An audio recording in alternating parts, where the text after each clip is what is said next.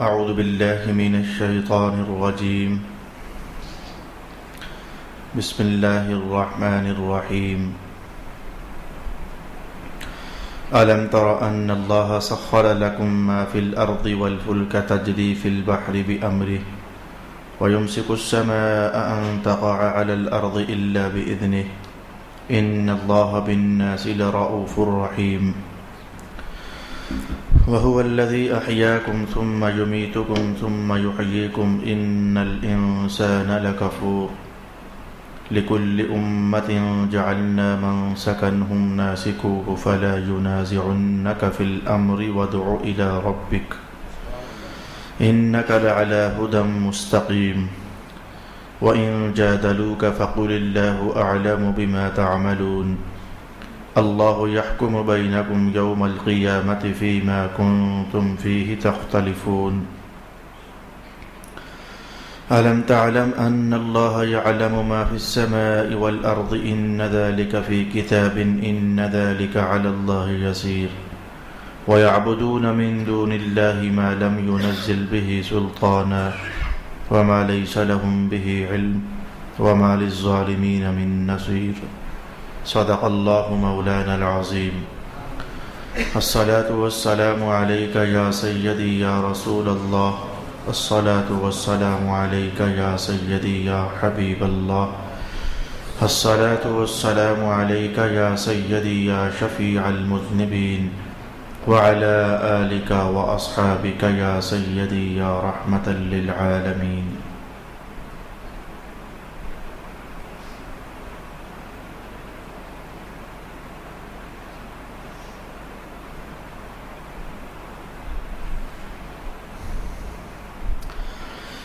کیا تم نے نہیں دیکھا کہ اللہ نے زمین کی تمام چیزیں تمہارے نفع کے لیے مسخر کر دی ہیں اور اسی کے حکم سے سمندر میں کشتیاں چلتی ہیں اور وہی آسمان کو زمین پر گرنے سے روکے ہوئے ہے مگر اس کی اجازت سے.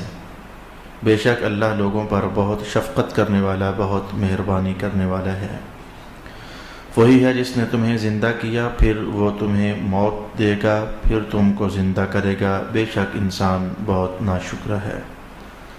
ہم نے ہر امت کے لیے عبادت کا ایک طریقہ مقرر کر دیا ہے جس کے موافق وہ عبادت کرنے والے ہیں تو انہیں اس طریقہ میں آپ سے جھگڑا نہیں کرنا چاہیے اور آپ انہیں اپنے رب کی طرف دعوت دیں. بے شک آپ ضرور سیدھے راستہ پر ہیں. اور اگر وہ آپ سے جھگڑا کریں تو آپ کہیں کہ اللہ تمہارے کرتوتوں کو خوب جانتا ہے اور اللہ قیامت کے دن تمہارے درمیان ان باتوں کا فیصلہ کر دے گا جن میں تم اختلاف کرتے تھے. کیا تمہیں معلوم نہیں ہے کہ اللہ ہر اس چیز کو جانتا ہے جو آسمانوں اور زمینوں میں ہے؟ بے شک یہ سب ایک کتاب میں لکھا ہوا ہے. بے شک یہ سب اللہ پر آسان ہے. اور یہ اللہ کے سوا ان چیزوں کی عبادت کرتے ہیں جن کی عبادت پر اللہ نے کوئی دلیل نازل نہیں کی اور جن کے معبود ہونے کا انہیں خود بھی کوئی علم نہیں اور ظالموں کا کوئی حامی نہیں. صدق اللہ مولانا العظیم. اللہ رب العالمین نے تلاوت کردہ آیات بینات میں سے پہلی آیت میں ارشاد فرمایا قانون تسخیر. فرمایا کہ ہم نے سب کچھ تمہارے لیے مسخر کر دیا ہے. یہاں تو یہ الفاظ ہیں کہ زمین میں جو کچھ بھی ہے ہم نے تمہارے فائدے کے لیے مسخر کر دیا. زمین میں جو کچھ ہے. ایک دوسرے مقام پر رب کائنات نے کہا سخر لکم ما فی السماوات و ما فی الارض. جو کچھ زمینوں کا ہے وہ بھی تمہارے لیے تسخیر اور جو کچھ آسمانوں میں ہے وہ بھی تمہارے لیے مسخر. آسمانوں میں جو کچھ ہے وہ تمہارے لیے مسخر مثلا چاند ہے مثلا ستارے ہیں مثلا سورج ہے مثلا بادل ہیں مثلا ہوائیں ہیں مثلا بارشیں ہیں وغیرہ وغیرہ. تو آج کی گفتگو میں جو پہلی بات میں آپ کی خدمت میں عرض کرنا چاہتا ہوں وہ یہ ہے کہ اس بات کا مطلب کیا ہوتا ہے کہ رب کائنات نے کہا ہم نے سب کچھ مسخر کر دیا تمہارے لیے. یہ جملہ مسلمان کہیں نہ کہیں سنتے رہتے ہیں. قرآن پاک کی آیات کا ترجمہ سننے میں آتا رہتا ہے کہ اللہ نے آسمان مسخر کر دیا زمین مسخر کر دی. یہ سب کچھ تمہارے لیے مسخر ہے. یہ مسخر ہونے کا معنی کیا ہے؟ ہم اسے کس سینس میں سمجھیں گے کہ ہاں بھی یہ اللہ نے شے مسخر کر دی ہے تو مسخر ہونے کا جو نتیجہ ہوتا ہے وہ ہمیں حاصل ہے. یہ کیا شے ہوتی ہے مسخر کرنا؟ آج کی گفتگو کا پہلا حصہ میں آپ کے لیے یہ بیان کرنا چاہتا ہوں۔ ائمہ تفسیر نے ارشاد فرمایا کہ جو کچھ بھی اللہ تعالیٰ نے پیدا فرمایا اور انسان کے لیے مسخر کر دیا، تو مسخر کرنے کا معنی یہ ہے کہ انسان کو اللہ تعالیٰ نے کچھ ایسے سورسز عطا فرما دیے ہیں جن کی وجہ سے ان چیزوں سے فائدہ حاصل کرنا ممکن ہی نہیں ہو گیا بلکہ فائدہ حاصل ہو رہا ہے۔ یہ جملہ شاید میں آپ کے لیے آج پہلی بار کھولنا چاہ رہا ہوں کہ اللہ تعالیٰ نے زمین کی ساری چیزیں تمہارے لیے مسخر کر دیں۔ معنی یہ ہے کہ اللہ نے تمہارے ساتھ اے انسانوں کچھ ایسا کر لیا ہے کہ تمہیں کچھ ایسی دسترس دے دی ہے، تمہیں کوئی ایسی قوت دے دی ہے کہ تم ان سب چیزوں سے فائدہ پانے کی صلاحیت رکھتے ہو۔ کچھ ایسا معنی ہے تسخیر کا، یہ سب تمہارے نفع کے لیے ہم نے مسخر کر دیا۔ اگر ہم نے مسخر نہ کیا ہوتا تو تم ان میں سے کسی سے بھی کچھ فائدہ نہ اٹھا سکتے۔ ہم نے انہیں مسخر کر دیا، تم انہیں ان سے فائدہ اٹھانے کی صلاحیت رکھتے ہو کسی نہ کسی انداز میں۔ میں بات کھول دیتا ہوں، امید ہے کہ آج ہم سبق کا یہ پہلا حصہ سیکھنے کے لائق ہو جائیں گے۔ اللہ نے یہ سب کچھ ہمارے لیے مسخر کر دیا، یعنی ہمیں کچھ ایسا بنا دیا، ہمیں کچھ ایسی پاورز عطا فرما دی، ہمیں کچھ ایسی صلاحیتیں عطا فرما دی، ہمیں کچھ ایسے سورسز عطا فرما دیے کہ ہم ان سب چیزوں سے فائدہ اٹھا سکتے ہیں۔ یہ ہے اللہ نے ہمارے لیے ان سب چیزوں کو مسخر کر دیا۔ میں کل ہی حضرت شیخ سعدی رحمۃ اللہ تعالی علیہ کی کتاب پڑھا رہا تھا گلستان، اس میں حضرت حکیم لقمان کا ایک واقعہ حضرت شیخ سعدی نے نقل فرمایا۔ فرماتے ہیں کہ ایک قافلے کے ساتھ آپ سفر طے کر رہے تھے، چوروں نے قافلے پر حملہ کر دیا، لوٹ لیا۔ اب باقی جو ہم لوگ تھے قافلے والے، ہم نے جا کر حکیم لقمان سے کہا اللہ نے آپ کو بڑے دانائی کے بول عطا فرمائے ہیں، تو آپ انہیں سمجھائیں شاید کہ برقے مال ہمیں دے دیں، تھوڑا کو مال ہمیں شاید واپس کر دیں آپ کے سمجھانے سے۔ تو حکیم لقمان کہتے ہیں کہ بچیو، اگر کوئی اینٹ گارے کی دیوار ہوتی تو بندہ اس میں کیل ٹھونک سکتا ہے، پتھر میں کیا کیل بندہ ٹھوکے؟ ان کے جملے سے محسوس ہوا کہ یہ پتھروں کے اندر کیل نہیں ٹھوکے جاتے۔ اچھا تمہارا یہ ہوا کہ کیل ٹھوکنے کے لیے کوئی ایسی جگہ ہونی چاہیے، کوئی ایسا سورس ہونا چاہیے کہ جہاں کیل ٹھک تو سکے۔ پتھروں میں کیل ایک زمانہ تھا کہ نہیں ٹھکا کرتے تھے۔ رب کائنات نے کہ ہم نے تمہیں تسخیر کا قانون دے دیا، چاہو تو تم ان پتھروں سے بھی فائدہ اٹھا سکتے ہو۔ حدیث پاک کے الفاظ یہ ہے کہ اللہ نے ان پتھروں کو توڑنے والا تمہیں ہتھوڑا عطا فرما دیا ہے۔ وہ لوہے کا جو ہتھیار ہے وہ ان پتھروں کو توڑ کر، ان چٹانوں کو توڑ کر چھوٹے چھوٹے کنکر اور سنگریزے بناتا ہے، اور آج کے دور میں یہ سنگریزے اور یہ پتھر کے چھوٹے ٹکڑے میں کہوں گا کہ سڑکیں بنانے کے کام آتے ہیں، یا پھر آپ انہیں اپنی چھتوں میں استعمال کر لیتے ہو، یا پھر آپ انہیں اپنے فرشوں میں استعمال کر لیتے ہو۔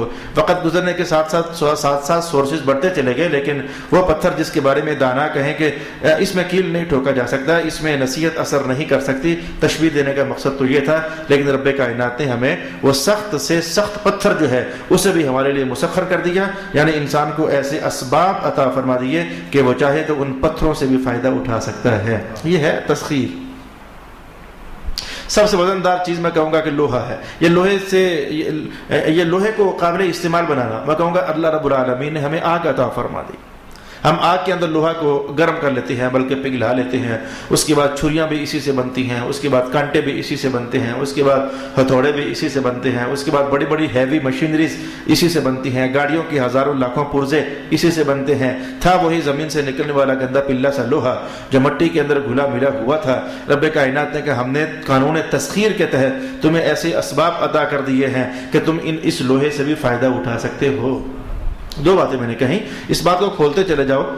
میں کہوں گا کہ زمینوں کے اندر اللہ نے زمین میں جو کچھ ہے ہمارے لیے مسخر کر دیا۔ یہ پانیوں کو زمین سے نکالنا کوئی آسان کام تھا؟ پرانے دور کی کہانیاں آپ سیکھیں تو میں کہوں گا کہ یہ کنووں کا نظام بڑا پیچیدہ ترین نظام ہوتا تھا، اور زمین میں کھدائی کرتے چلے جانا، اور پھر آخرکار پتہ نہیں کب جا کر پانی کا آنا، پھر اس پانی کو سیو کرنا، پھر اس کے ارد گرد ایک وال سی بنا دینا، پھر اس کے اندر پانی کا نتھر جانا، پھر صاف ہو کر بوکوں اور لجوں کے ذریعے اسے باہر نکال لینا۔ وہ دور قدیم کی کہانیاں آج بھی چلتی ہیں، لیکن یہ کیا قانون تسخیر ہے کہ رب کائنات نے ہمیں صلاحیت عطا فرما دی ہے کہ ہم ایک چھوٹا سا 6 انچ کا ہول کرتے ہیں اور وہ 250-300 فٹ نیچے سے پانی نکال کر کے تو استعمال کرنے لگ جاتے ہیں۔ رب کائنات نے کہا جب ٹھنڈا بور کا پانی پی رہے ہوتے ہو نا تو یاد کیا کرو کسی رب نے یہ زمین تمہارے لیے مسخر کی تھی تو آج ٹھنڈا پانی پینے پر قادر ہو چکے ہو۔ أَلَمْ تَرَ أَنَّ اللَّهَ سَخَّرَ لَكُم مَّا فِي السَّمَاوَاتِ وَمَا فِي الْأَرْضِ वरना कोई तुक बनना चाहिए, वरना कोई तुक होना चाहिए।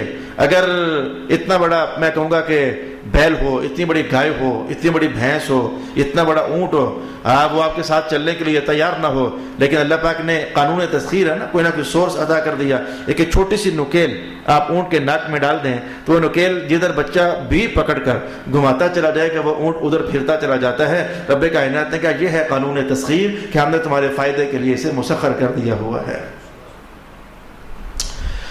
तुम नहीं जानते इस ज़मीन के अंदर, मैं कहूँगा खोदो ज़मीन खोदो, यहाँ से खोदो, वहाँ से खोदो, वहाँ से खोदो, वहाँ से खोदो, ढूंढ कर लाओ तो सही, कहीं उसमें गंदम के दाने नीचे पड़े हुए नजर आते हैं तुम्हें?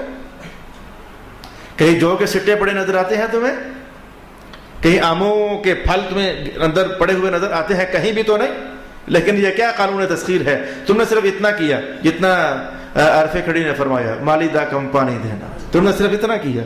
और उसके बाद ये उसमें से हरे हरे बूटे, फिर उसमें से गुलाब, फिर उसमें से चंपा, फिर उसमें से मोतिया, पानी सबको एक मिला, खुशबुएं अलग अलग हो गई, और फिर उसी में से माल्टे, उसी में से तरबूज, आज के मौसम की बात करते हैं, गर्मी का मौसम है, उसी में से तरबूज, उसी में से खरबूज, और उसी में से खीरे, उसी में से तरें, उसी में से मेरे दोस्त आप आम और पता नहीं क्या क्या क्या क्या स्ट्रॉबेरी तनावुल कर रहे हो। ये सब कुछ क्या है? तुमने सिर्फ इतना ही किया था कि पानी डाल दिया था और बस, इससे हटकर तुम्हारे बस में क्या था? मौला कायनात ने कहा यही तो मैं तुम्हें समझाता हूँ कि तुम्हारे बस में कुछ नहीं था, सब कुछ हम ही अता करने वाले थे। ये सारी नेमतें तुम्हारी निगाहों के सामने रखकर हम तुम्हें दावत देते हैं कि जो बगैर तुम्हारी इताअत देखे जो इतना नवाज सकता है, अगर उसके सामने सर नियाज खम करोगे तो वो अपने नूर से कैसे तुम्हारी झोलियां भर देगा।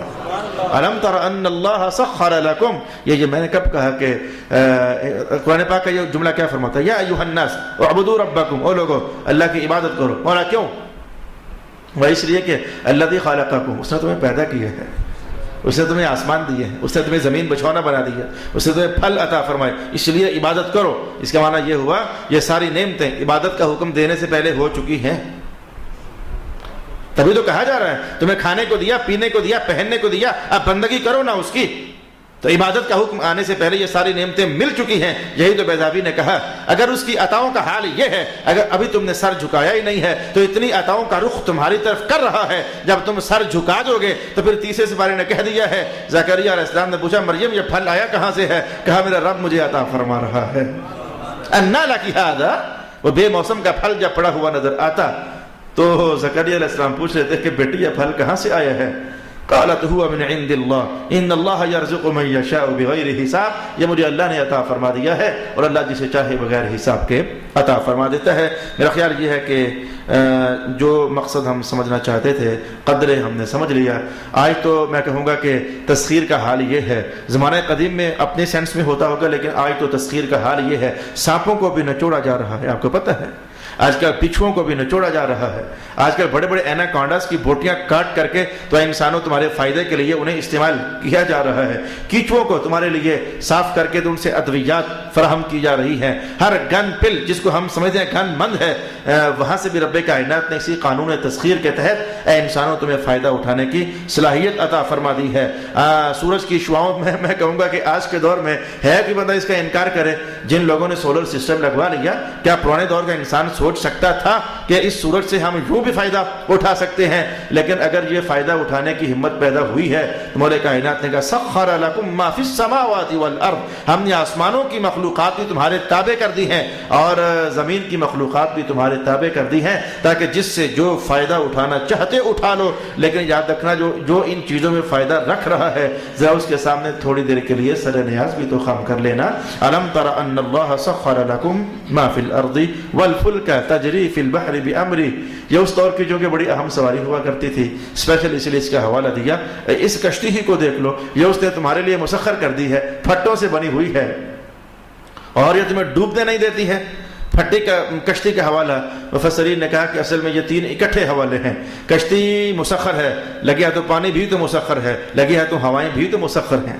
उस दौर की कश्तियाँ इंजनों से नहीं चलती थी क्योंकि इंजन होते ही नहीं थे, बादबान होते थे, हवाई निज़ाम होता था। हवाएं जो हैं वो थपेड़ों के जोर पर और थपेड़ों के दोष पर कश्तियों को हांग करके आगे ले जाया करती थी।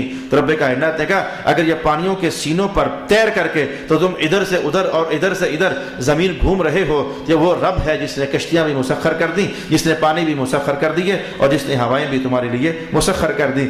یہ تو یہ اگر تمہاری چھت میں دراڑ آ جائے تمہیں ڈر لگتا ہے کہ اگر گر جائے گی تو کہیں ہم سب کے سب ہلاک نہ ہو جائیں اور برباد نہ ہو جائیں۔ پھر یہ دیکھو ایک چھوٹی سی چھت ہوتی ہے، اس کے گرنے سے تمہیں کتنا خطرہ لگا رہتا ہے، لیکن مولا کائنات نے اتنی بڑی چھت جو پوری زمین پر چھائی ہوئی ہے، یمسک السماء ان تقع علی الارض، اس نے اس چھت کو روکا ہوا ہے کہ تمہارے اوپر گر نہ جائے، وگرنہ جس دن پھر وہ دن آ گیا کہ اس نے حکم جاری کر دیا وہ جو میں نے روکا ہوا تھا اب نہیں رکنی چاہیے، ذرا کچھ دکھا دے اپنا من نظارہ، تو یہی آسمان پھٹ جائے گا، شگاف پڑ جائیں گے اور ریزہ ریزہ ہو کر کے اہل زمین کے دل دہلنے لگ جائیں گے۔ مولا کائنات نے کہا جو آسمان رکا ہوا ہے یہ بھی ہماری طرف سے قانون تسخیر ہے کہ ہم نے اس کو روکا ہوا ہے، وگرنہ اگر یہ گر جاتا تو تم اپنا حشر محسوس کر سکتے تھے۔ ان اللہ بالناس لرؤوف الرحیم، اب تو جان جاؤ کہ اللہ بندوں پر بڑی شفقت فرمانے والا ہے۔ آخر میں کہا اب تو جان جاؤ کہ اللہ بندوں پر بڑی شفقت فرمانے والا ہے۔ وَهُوَ الَّذِي أَحْيَاكُمْ ثُمَّ يُمِيتُكُمْ ثُمَّ يُحْيِيكُمْ إِنَّ الْإِنسَانَ لَكَفُورٌ، وہی اللہ ہے جس نے تمہیں زندگی عطا فرما دی، پھر تمہیں موت عطا فرمائے گا اور پھر تمہیں زندہ فرمائے گا۔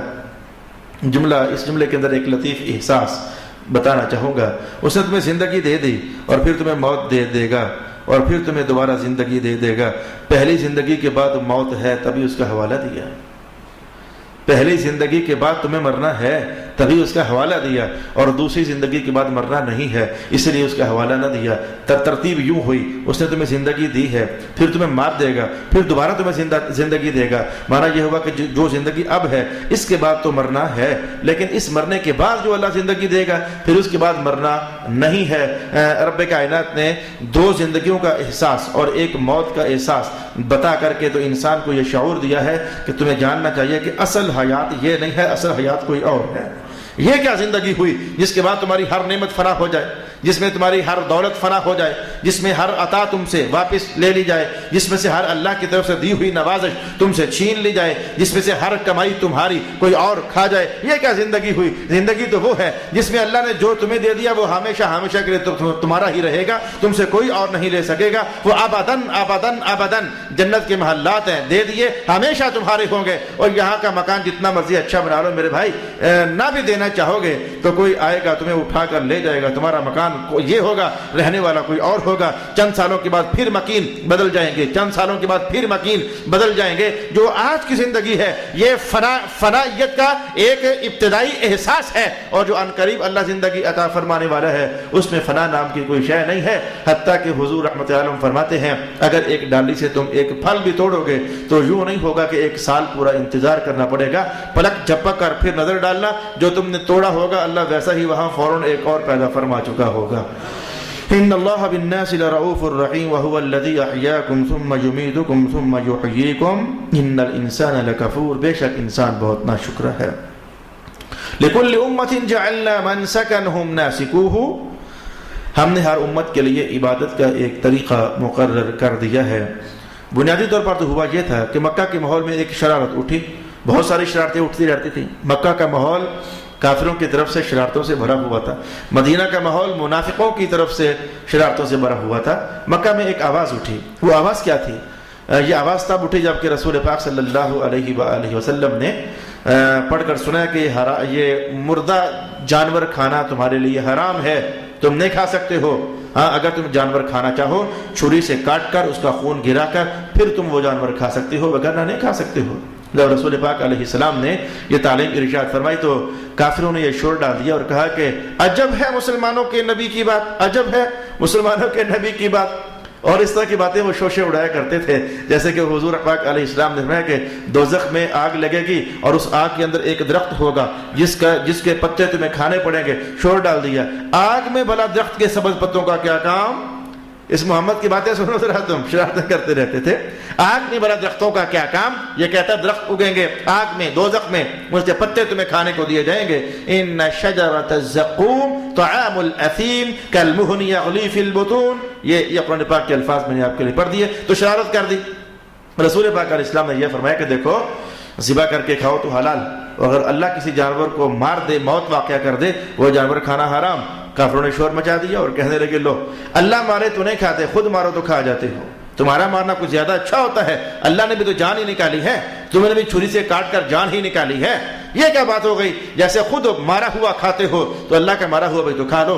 شیطان نے اس طرح کی آواز ان کی زبانوں سے نکلوائی۔ اس موقع پر یہ آیت نازل ہوئی تھی، لِكُلِّ أُمَّةٍ جَعَلْنَا مَنْسَكًا هُمْ نَاسِكُوهُ۔ اللہ رب العالمین نے فرمایا ہم نے ہر امت کی عبادت کا ایک طریقہ کار مقرر کر دیا ہوا ہے، بس اسے اسی طریقے کے مطابق ہی عبادت کرنی ہوتی ہے۔ محبوب آپ ان کو فرما دیں، لَا يُنَازِعُنَّكَ فِي الْأَمْرِ وَادْعُ إِلَىٰ رَبِّكَ، اللہ کے دیے ہوئے اس طریقے میں یہ آپ کے ساتھ ہرگز جھگڑا نہ کریں۔ ان کے لیے کل تک تھا تو کھاتے ہوں گے، قانون بدل گیا، اب حلال تبھی ہوگا جب چھری کے ساتھ کاٹ کر اس کا خون گرا دو گے۔ یہ صرف اس عنوان ہی کی کہانی نہیں ہے کہ اگر جانور ذبح کر دیا جائے تو کھانا حلال، اور اگر خود بخود مر جائے تو کھانا حرام۔ یہ صرف یہی کہانی نہیں ہے، بلکہ میں کہنا چاہوں گا کہ یہ دیکھیں، ایک نہیں، دو نہیں، تین نہیں، چار نہیں، پانچ نہیں، کتنے مسائل ایسے ہیں کہ پہلی شریعتوں کے اندر کچھ اور ہوا کرتے تھے، لیکن رسول پاک علیہ الصلوۃ والسلام نے جو دین پاک ہمیں عطا فرمایا اس میں وہ احکام بدل گئے۔ دیکھنا چاہو تو آج آپ مسجد میں بیٹھے ہوئے ہو،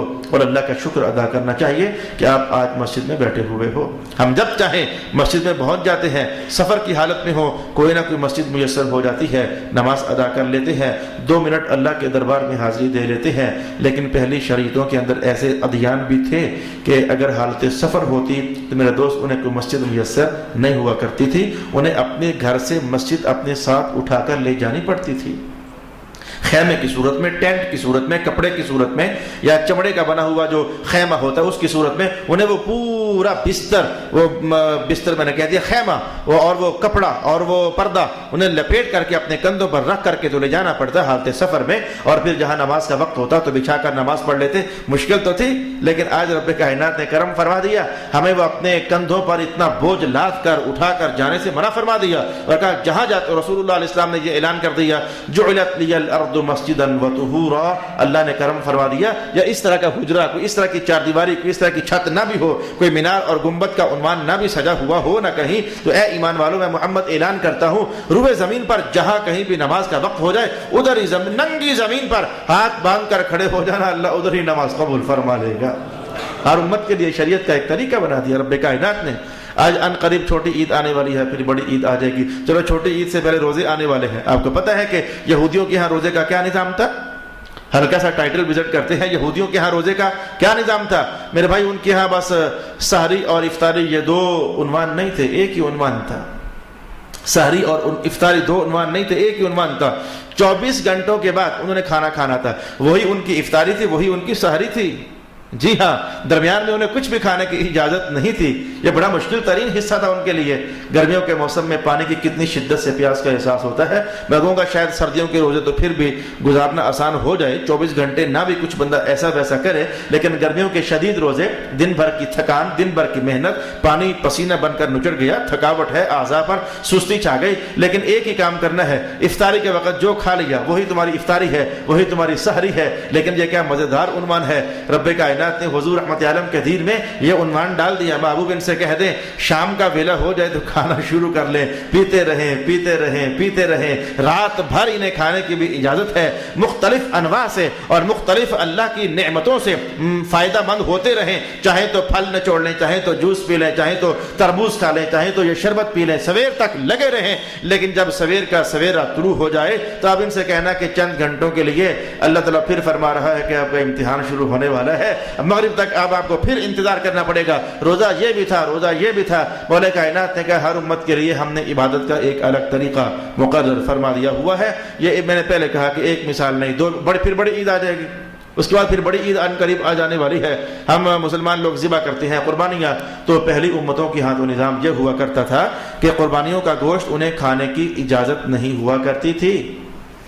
آسمان سے آگ برستی، جانور ذبح کرتے اور ذبح کرنے کے بعد پھر وہ ادھر ڈال دیتے زمین پر، آسمان سے آگ آتی اور آگ آ کر ان کے جانور کی بوٹیاں کھا جاتی، یعنی جلا دیتی، کھا دیتی یعنی جلا دیتی۔ جس کا گوشت کھا لیا گیا وہ قربانی قبول ہو گئی، اور جس کا گوشت نہ کھایا گیا وہ قربانی قابل قبول نہ سمجھی جاتی۔ یہ تو یہ تو ہمارے دین کی برکات ہے کہ رسول پاک علیہ الصلوۃ والسلام نے فرما دیا جب تم نے اللہ کے لیے ذبح کر دیا تھا، اب یہ جانور ہو اللہ کا گیا ہے، لیکن اللہ کہتا ہے کہ میری طرف سے تم کھا لو۔ اس لیے بڑی عید کے دن مستحب درجے کا مسئلہ یہ ہے کہ کوشش کرو کہ اپنے ہی جانور کے گوشت کو تم کھا سکو، اس لیے کہ دکھنے میں وہ تمہارے جانور کا گوشت ہے، اصل میں آج اللہ کی طرف سے تمہاری مہمان نوازی کی جا رہی ہے۔ یہ جانور یہ سب کچھ اسی کا ہو چکا تھا، مالک وہ تھا، اس نے اپنی وہ خود تو کھاتا نہیں ہے، وہ خود تو پیتا نہیں ہے، اس نے اپنی طرف سے تمہاری مہمان نوازی کر دی ہے۔ اب دین تو وہ بھی تھا، دین یہ بھی ہے، قربانی وہ بھی تھی، قربانی یہ بھی ہے، لیکن رب کائنات نے وہاں نظام اور کر دیا، یہاں نظام اور کر دیا۔ اب اس آیت کو سمجھنا چاہیے، میں نے 2 یا 3 مثالیں پیش کر دی، ہمارا عنوان سمجھنے کے لائق ہو گیا۔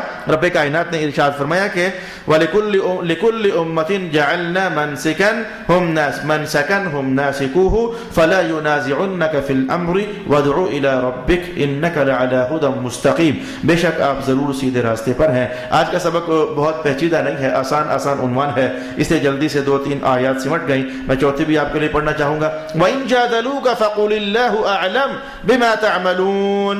پاکستانی قوم کو خاص کر کے کہنا چاہوں گا جن کے مزاج میں آگ بھری ہوئی ہے، جن کے مزاج میں گرمی بھری ہوئی ہے، جن کے مزاج میں لڑائی بھری ہوئی ہے، جن کے مزاج میں بحث بھری ہوئی ہے، بات بات پر تو میں چھیڑ کر بیٹھ جانا اور 2-2 گھنٹے 3-3 گھنٹے باتوں کا مربع کھانے کے بعد نتیجہ کچھ بھی ظاہر نہ ہونا۔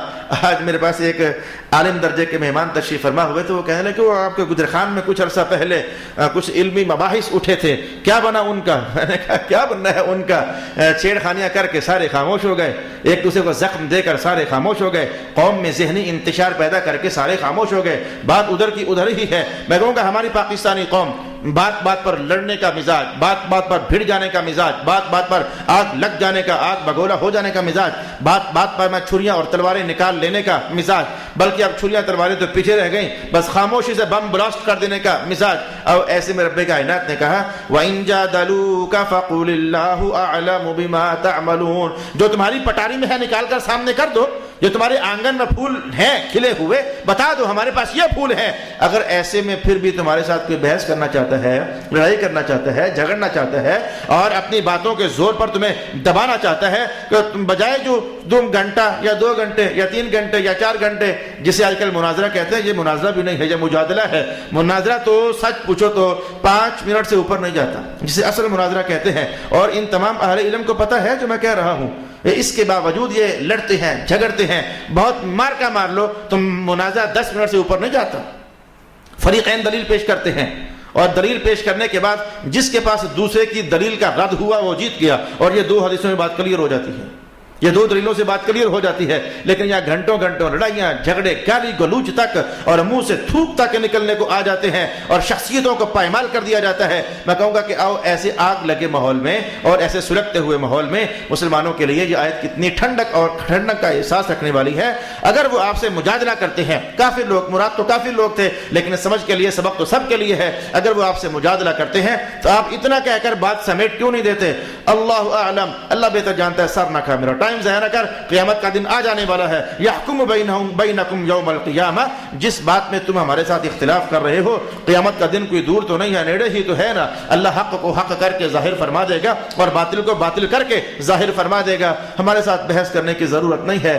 جناب حضرت علی المرتضیٰ رضی اللہ تعالی عنہ ارشاد فرمایا کرتے تھے، یہ وہ حدیث ہے جسے سورۃ نون والقلم کی تشریح میں مفسرین نے نقل فرمایا کہ جناب علی المرتضیٰ حضور کی اخلاق بیان فرماتے ہیں، اور اس حدیث کو بنیادی طور پر امام حسن نقل فرماتے ہیں۔ امام حسن کہتے ہیں مجھے میرے ابا جی نے فرمایا، حضرت علی المرتضیٰ نے، امام حسن پاک فرماتے ہیں مجھے میرے ابا جی نے فرمایا کہ حضور کے اخلاق یہ تھے۔ وہ بہت سارے حضور کے اخلاق عالی ارشاد فرمائے، میرے حضور زندگی یوں جیتے تھے، زندگی یوں جیتے تھے، زندگی یوں جیتے تھے۔ وہ بہت سارے کردار کے روشن پہلو بیان کیے، ان میں سے ایک یہ تھا کان النبی صلی اللہ علیہ وآلہ وسلم لم یتبحث، میرے حضور کی عادت ہی نہیں تھی کہ بات بات پر بحث شروع کر دینی، بات بات پر وہ باتوں کو طولانی دے دینی اور زیادہ باتیں کرنی۔ یہ بحث و تمہیز کو رسول پاک صلی اللہ علیہ وآلہ وسلم نے ترک فرما دیا ہوا تھا۔ مسلمانوں بات صاف سی ہے، آپ عالم نہیں ہو۔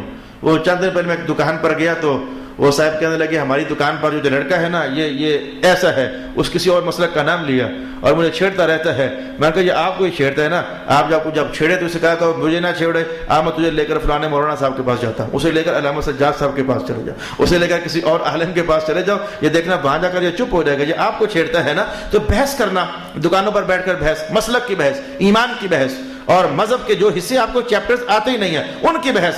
یہ مہینے میں 2-3 کالیں تو مجھے ایسی آ جاتی ہیں، علامہ صاحب ہم یہاں بیٹھے ایک مسئلے پر بحث چھڑ گئی تو مسئلہ کیسے ہے، ایک مسئلے پر بحث چھڑ گئی، علم ہے نہیں میری جانی، بحث چھڑ کیوں گئی، دانا پانی ہے نہیں ہے، بحث چھڑ کیوں دی؟ پہلے سیکھو، سیکھنے کا اہتمام کرو۔ میں کہوں گا یہاں سرکار دو عالم علیہ السلام کو خطاب ہے، کیا حضور کو ہم یہ سوچ سکتے ہیں کہ حضور کو علم تھا؟ نہیں تھا۔ میرے حضور کے پاس دوسرے مذاہب کے علماء گھر سے تیاری کر کے آتے تو ایک ہی جملے کے اندر حضور سب کا منہ بند کر دیا کرتے تھے۔ نہیں سمجھ رہے تو میں تیسرا سپارہ پڑھتا ہوں، تیاری کر کے آئے، جی ہاں جی آج ہم نے جا کر پوچھ رہے ہیں محمد سے کہ عیسیٰ کے بارے میں کیا خیال ہے، ان کا باپ کیوں نہیں تھا دنیا میں، بغیر باپ کے پیدا ہوئے تھے، تیاری کر کے آئے تھے۔ لا محالہ سی بات ہے کہ محمد کوئی ایسی بات کہے گا، نعوذ باللہ پکڑا جائے گا تو ہم ثابت کر دیں گے کہ عیسیٰ جو ہے وہ اللہ کے بیٹے ہیں، اللہ ان کا باپ ہے۔ تیاری کر کے علماء آ کر کہنے کہ کیا خیال ہے عیسیٰ کے بارے میں، ان کی ماں ہی تھی، باپ نہیں تھا دنیا میں کوئی انسانوں میں۔ رسول اللہ علیہ السلام وہ ساری کہانی ان کے ماتھے پڑے نا تو حضور ساری کہانی جان گئے، اور یہ ماتھے پڑھ کر کہانیاں جاننا کوئی نیا عنوان نہیں تھا، یہ اس دربار میں اللہ کی طرف سے جو بہت بڑی بڑی عطائیں تھیں ان میں سے ایک حصہ تھا صرف ماتھے دے کر پیشانیاں پڑ جانا۔ یسألونک عن ذی القرنین، جا کر پڑھو اس آیت کو پڑھو جا کر کے۔ کچھ لوگ سوال تیار کر کے لائے، پوچھیں گے حضور سے، رسول اللہ علیہ السلام نے آئے تو پوچھا کہ اوے دیکھو بھائی، یا تو ایسا کر لیتے ہیں، اگر تم کہتے ہو تم سوال کرو میں جواب دیتا ہوں، کہتے ہو تو ایسا کر لیتے ہیں، اور کہتے ہو تو پھر ایسا کر لیتے ہیں، تمہارے سوال بھی میں بول دیتا ہوں، جواب بھی میں خود ہی بول دیتا ہوں، ایسا کر لیتے ہیں۔ تو میرے حضور سے کیا بات ہے، انہوں نے آ کر کہا عیسیٰ کے بارے میں کیا خیال ہے، حضور ساری کہانی وزٹ کر گئے، آج یہ کس چکر مکر سے آئے ہیں۔ میرے حضور نے کہا کہ اچھا آدم کے بارے میں کیا خیال ہے، ان کی تو ماں بھی نہیں تھی، ان کا تو باپ بھی نہیں تھا، اگر صرف باپ نہ ہو تو اللہ کا بیٹا بنتا ہے تو پھر آدم تو اللہ کے بڑے بیٹے بنے نا، پھر ان کی تو ماں بھی نہیں تھی، ان کا تو باپ بھی نہیں تھا، آدم کو بیٹا ماننے کے لیے وہ تیار نہیں تھے، منہ بند چپ ہو کر چلے گئے۔ علم کا سرچشمہ رسول، علم کا ہماگیر سمندر اور بحر بے کرا رسول، وہاں بھی کہا جا رہا ہے محبوب چھوڑے ان کو، جھگڑا کرتے تھے کہ اللہ خود ہی جاننے والا قیامت کو خود ہی فیصلہ فرما دے گا۔ جھگڑا کرنے سے، بحثیں کرنے سے، مباحثے کرنے سے، آپ کا علم تو بڑا روشن ہے اور دلوں کو دھونے والا ہے، لیکن ان خبیث دلوں کے اندر وہ طاقت نہیں ہے کہ آپ کی باتوں کا فیض حاصل کر سکیں، بس اللہ کے حوالے کر دے۔ اللہ اعلم، اللہ بہتر جاننے والا ہے، بما تعملون، جو کچھ تم کرتے ہو۔ اللہ یحکم بینکم یوم القیامہ، اللہ تعالی تمہارے درمیان ان باتوں کا فیصلہ کر دے گا جن میں تم اختلاف کرتے تھے۔ الم تعلم ان اللہ یعلم ما فی السماء والارض، کیا تم جانتے نہیں ہو کہ بے شک اللہ جانتا ہے آسمانوں میں جو کچھ ہے اور زمین میں جو کچھ ہے۔ ان ذلک فی کتاب، اور صرف جانتا ہی نہیں، اللہ کے ہاں ایک کتاب ہے، لوح محفوظ جسے کہتے ہیں، یہ سب اس کے اندر محفوظ بھی ہے۔ ان ذلک علی اللہ یسیر، بے شک یہ سب کچھ اللہ پر بہت آسان ہے۔ بندوں کی کہانی سناؤ تو میں آپ کو اپنی کہانی سنا دیتا ہوں۔ وہ ہمارے گھر میں کہیں وہ جو یہ مچھر مارنے والی مشین ہوتی ہے، اس کی ٹیوب لائٹ کہیں جل گئی، وہ 2 دن 3 دن 4 دن 5 دن گزر گئے، تو آج مغرب کے ٹائم میری بیٹی کہتے ہیں کہ بابا وہ جلی ہوئی ہے۔ میں نے کہا شاباش بیٹا، اس ٹائم کہا کرو جہاں میرے درس قرآن کا ٹائم ہو گیا ہے، اور بیٹا جب دن کو بتاؤ جب میں باہر نکلتا ہوں تو آپ کی ٹیوب لائٹ ڈلوا دوں میں۔ تو بندوں کو تو ایک ٹیوب جل جائے گھر میں تو 5 دن شور ڈلے تو بھولی ہوتی ہے کہ یہ چینج بھی کروانی ہے۔ بولے کائنات ہے کہ سب انسان ان کا حساب ہم نے رکھا ہوا یسیر، کوئی مشکل بات نہیں، ہمیں بڑا آسان لگتا ہے یہ، ہم نے ان سب انسانوں کا حساب رکھا ہوا ہے، کس تاریخ کو کیا کیا، کیا اچھا کیا، کیا برا کیا، کیا کھایا، کیا پیا، کیا مارا، کیا دبایا، ہم نے ان سب کے اعمال کو محفوظ کیا ہوا ہے۔ ان ذلک علی اللہ یسیر، بے شک یہ سب کچھ اللہ پر بہت آسان ہے۔ یہ تو میرے گھر کی کہانی ہے، معاملہ کچھ آپ کا بھی ایسا ہی ہے۔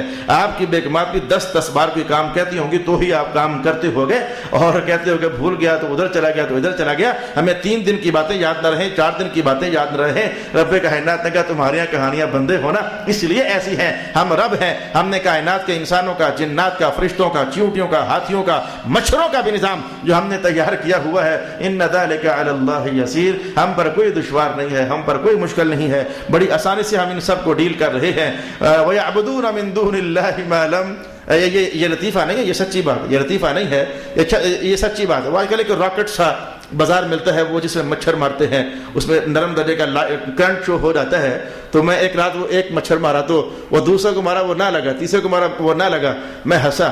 اہل خانہ نے کہا ہنسنے کی وجہ، میں نے کہا اللہ کا قانون ہے نا، جب تک موت نہیں آئے گی یہ نہیں مرے گا۔ اس نے تو وہ موت کے سیکنڈز جو ہیں وہ بھی متعین کیے ہوئے ہیں۔ میں گجر خان کے پچھلے مہینے کی وہ کہانی کیسے فراموش کر دوں۔ اہل خانہ پھٹا تیار کر بیٹھے اور جناب محترم مجھے بلا رہے تھے کہ آؤ نا ذرا آخری دعا ہی کر دو۔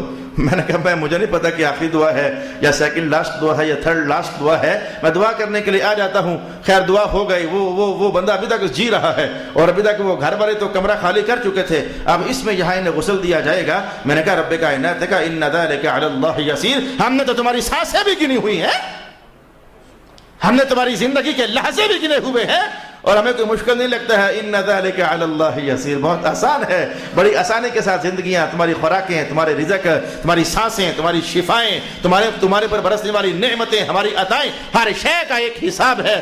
وَكُلُّ شَيْءٍ عِندَهُ بِمِقْدَارٍ، ہر شے کی مقدار ہے اللہ رب العالمین کے ہاں۔ میں کہ ان ذلک علی اللہ یسیر وَيَعْبُدُونَ مِن دُونِ اللَّهِ مَا لَمْ يُنَزِّلْ بِهِ سُلْطَانًا، اور یہ اللہ کے سوا ان چیزوں کی عبادت کرتے ہیں جن کی عبادت پر اللہ نے کوئی دلیل نازل نہیں کی اور جن کے معبود ہونے کا انہیں خود بھی کوئی علم نہیں ہے اور ظالموں کا کوئی حامی اور ناصر نہیں ہے۔ صدق اللہ مولانا العظیم۔